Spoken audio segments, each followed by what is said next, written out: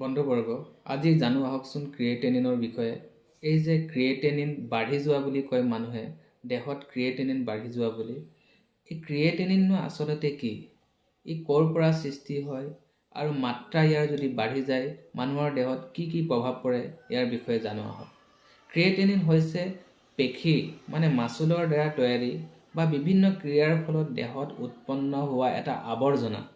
আৰু এই আৱৰ্জনা বা ক্ৰিয়েটিনিনক তেজৰ সৈতে মানুহৰ বৃক্কলৈ মানে কিডনীলৈ পৰিবহণ কৰে, য'ত আপোনাৰ শৰীৰে ইয়াক বৃক্কত ফিল্টাৰ কৰি প্ৰস্ৰাৱৰ জৰিয়তে বাহিৰলৈ উলিয়াই দিয়ে। কিন্তু যদি আপোনাৰ বৃক্কই সঠিকভাৱে কাম নকৰে তেন্তে আপোনাৰ তেজত আৰু কিডনীত ক্ৰিয়েটিনিন জমা হয়, ইয়াৰ মাত্ৰা বৃদ্ধি হ'ব পাৰে।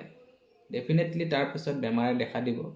দেহত ক্ৰিয়েটিনিনৰ মাত্ৰা অস্বাভাৱিক হ'লে কিছুমান লক্ষণ দেখা দিয়ে দেহত।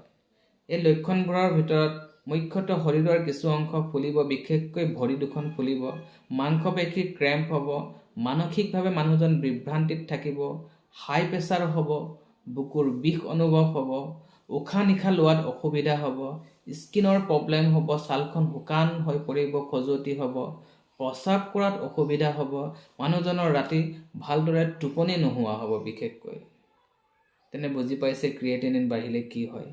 ক্ৰিয়েটিনিন আমি ঘৰুৱা পদ্ধতিৰেও কিছুমান লাইফষ্টাইল চেঞ্জ কৰিও আমি ইয়াক নিয়ন্ত্ৰণত ৰাখিব পাৰোঁ। যেনে ধৰক ক্ৰিয়েটিনযুক্ত ছাপ্লিমেণ্ট কিছুমান পোৱা যায়, সেইবোৰ আপুনি নাখাব।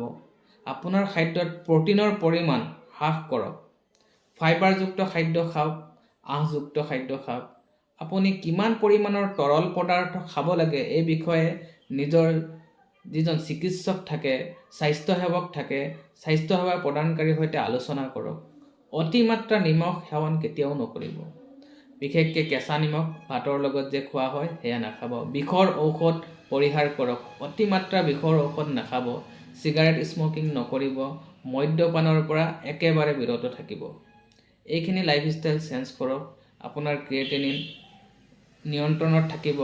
সুস্থ থাকক, সতৰ্ক থাকক, সুন্দৰ জীৱন অতিবাহিত কৰক। ধন্যবাদ।